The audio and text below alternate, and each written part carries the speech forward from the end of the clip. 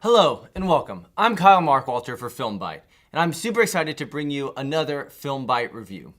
For this episode, I'm bringing you a special look at a smaller film called Sometimes, Always, Never.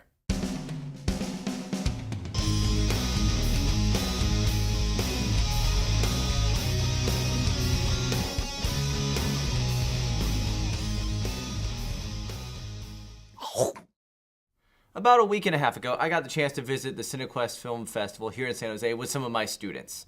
I like to go each year to the CineQuest Film Festival. It's a great sort of smaller scale festival that does a pretty good job of giving people, to the general public, access to interesting events and films, and I've been going for the past several years. But this year I was excited because Bill Nighy's new film, directed by Carl Hunter, was making its US premiere here at the CineQuest Film Festival in San Jose. So I took some of my students to go see it, and I was delighted to be able to find that the film that we chose to go see was a worthwhile experience, not only for the students, but also for me as a film teacher, because the director, Carl Hunter, and Bill Nighy were both there. Bill was receiving an award at the festival and gave a little talk afterwards. And so I'm excited to bring to you a review of their new film, Sometimes, Always, Never.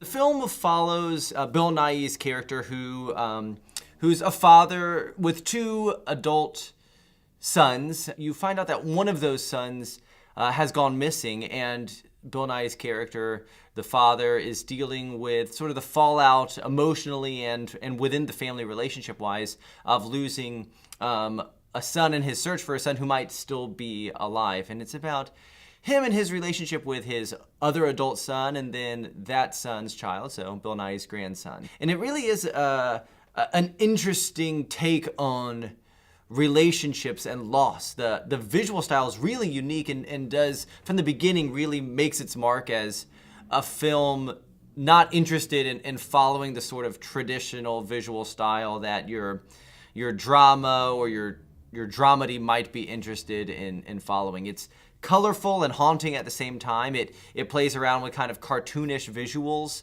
that marks itself as a film trying to get you to approach its topic in a new kind of way. But one of its weaknesses is that style is a little inconsistently applied. At the beginning, it really carves out a unique sort of tone through this style, but as the film progresses and the themes begin to develop, the style begins to fluctuate a little bit. It continues to remain haunting and attractive in a lot of ways, but the sort of quirky comedic angle that the tone develops kind of falls apart at different times. However, across the story, Bill Nighy is a wonderful actor. He really takes on this role of this father who's obsessed with Scrabble, and maybe even using Scrabble to reconnect with his lost son who might still be out there. And Bill Nighy balances this funny yet affecting sort of grandfather figure who is trying to work out sort of the next stages of his life while balancing the relationship, or struggling to balance the relationship, with his son who is still around, who is looking for a connection with his father. Those themes of loss and emotional wandering come through really strongly in this sort of effectively developed bittersweet story, whose conclusion leaves you with a lot of questions around what you do when you lose someone important to you, and you're struggling to balance those people who are still in your life with the fact that this person who is no longer there has left a gap and a void in your life. But the somewhat unfocused narrative does at times leave a little wanting in terms of balance between the elements it is trying to discuss and talk about. But while it struggles at times, in the end, it manages to do so well enough to keep you strung along with this father who is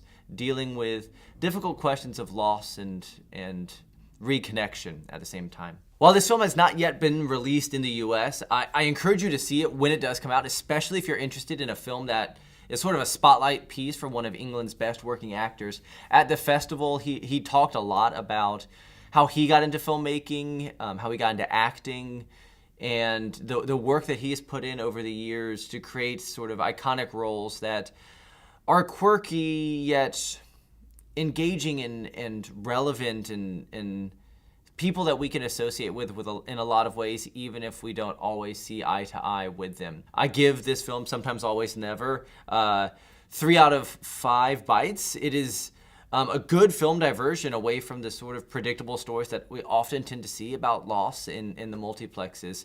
The director, Carl Hunter, while a pretty experienced director, especially with some TV documentaries, is relatively new. His background is actually in music. He is the bassist for a British film called The Farm that's been around for a couple decades. And I think he is one to watch as he continues to develop his visual style across his films. Thank you for watching this episode of Film Bite Reviews. And once again, this is Kyle Markwalter for Film Bite. Remember, every movie that I review is worth watching. Taste training. So train yours. Please subscribe to my channel and leave any comments below. Thank you for watching.